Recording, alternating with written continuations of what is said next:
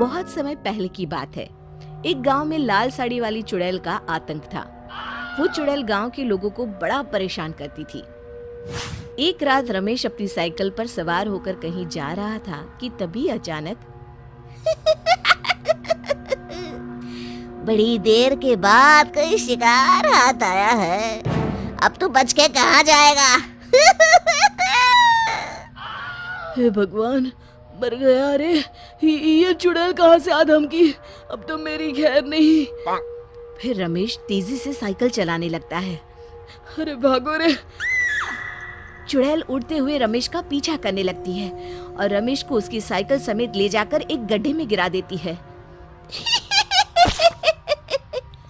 मर गया रे, मेरा हाथ।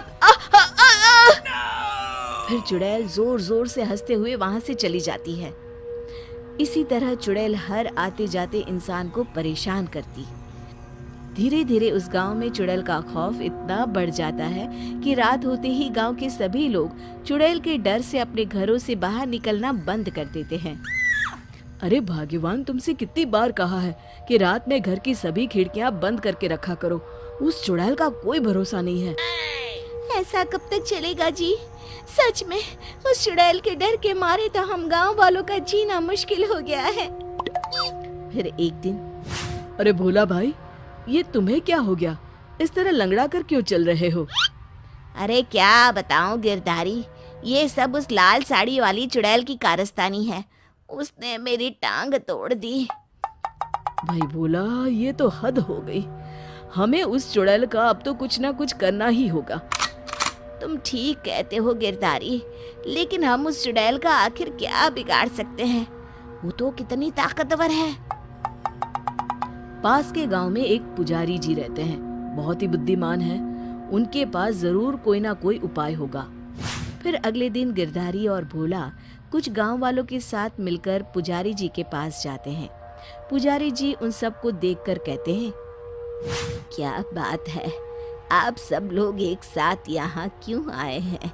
कोई परेशानी है क्या?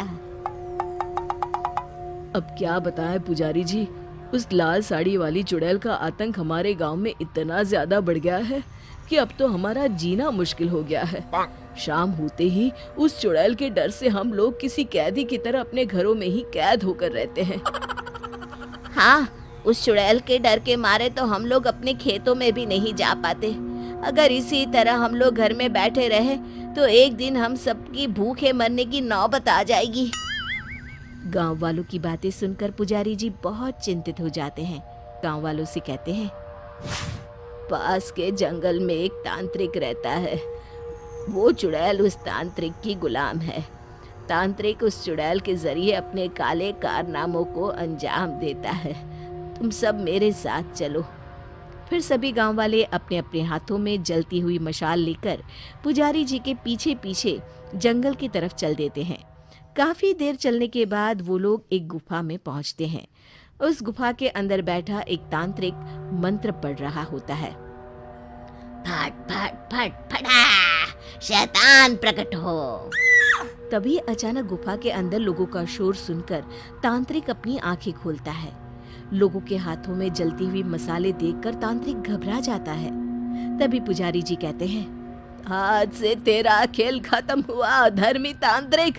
तूने अपनी काली विद्या का इस्तेमाल करके उस चुड़ैल के जरिए गांव के भोले भाले लोगों को बहुत परेशान किया है।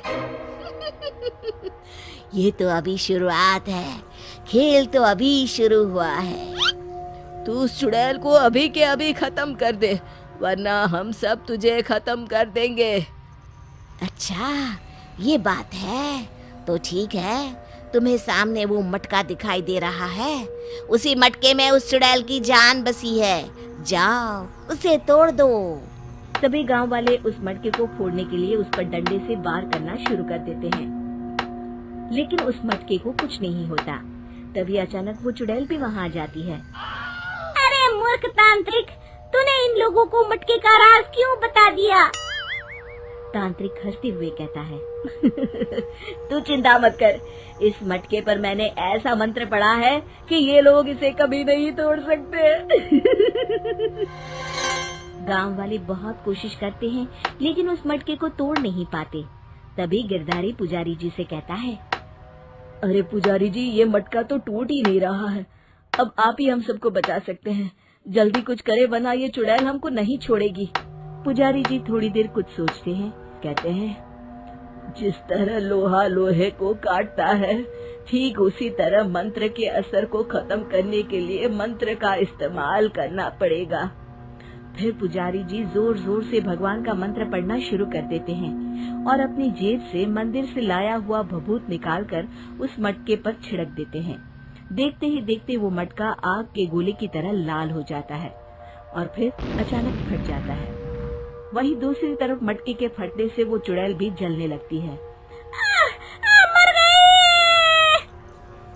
फिर तांत्रिक अपनी जान बचाने के लिए सभी गांव वालों से माफी मांगकर हमेशा के लिए वो गांव छोड़कर वहां से भाग जाता है।